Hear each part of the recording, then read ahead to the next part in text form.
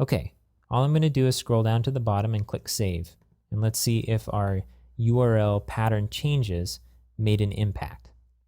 So notice that when we clicked Save, we jumped back to this content listing page. If we wanted to view this page, we would need to actually click on the link. Okay, our page got refreshed, and we see at the top that our URL hasn't changed. We are at /content/ and then the title of our tour. We can ignore everything past this hashtag right here for now. Let's go ahead and take a look at two different ways we can reset this URL, one of which is more useful for a single item, and one of which is more useful for bulk changing. Okay, I'm going to go ahead and click the Edit tab for this piece of content, and I'm going to scroll down and click the URL path settings option. Go ahead and click the automatic alias item here. Notice that it got unchecked after the first time we edited our content, and click Save. And now if you look at the URL, we see that it's tours and then the title. So pretty simple. All we need to do is check the same box that we did when we created the piece of content in order to reapply any changes that we've made to the pattern. Much of the time though, we will have created multiple items in a particular content type when we decide to change the pattern. So let's take a look at how we can change the patterns in bulk. Let's go ahead and go to the Pathauto configuration a different route. I'm going to click on Modules, and then I'm going to do a browser search for Pathauto. And next to Pathauto here, we'll have a configure link right here. So I'm going to go ahead and click that. Okay, so we're back at our patterns. But notice at the top we have a number of tabs that we can click for URL aliases. We have patterns, but we also have bulk update and delete aliases.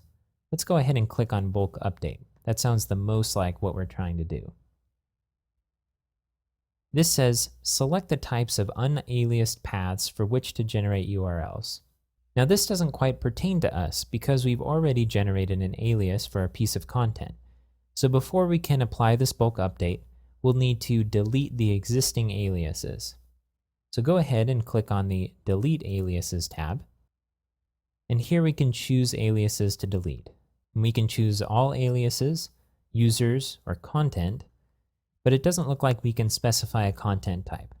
So we need to be very careful here, because if we delete all of the aliases, that means the aliases that we've generated for the contact page and the about page are also going to go away. And so we would need to recreate those aliases. You can see here there's a number at the end of this sentence that specifies how many items will be deleted. So this can give you a clue before you go ahead and click this box and submit this form as to how many aliases you're going to be deleting. If you've only added one piece of tour content, then you know that there's a couple other aliases that are going to be removed here. So while this isn't really an optimal solution because we only want to remove aliases of a particular content type, we can go to the List tab here and individually pick out aliases that we want to remove. Right now we only have 3 for About and Contact and our tour. So if we wanted to replace this one with a new pattern, what we could do is simply click the delete link next to this alias, confirm it, and then we could run the bulk update. So I'm going to go ahead and click on bulk update and click on content paths and click update. And this will regenerate our item. Notice here that it says it generated 2 URL aliases. This is because we didn't originally create an alias for our home page because it would always be accessed by going to the root of the site.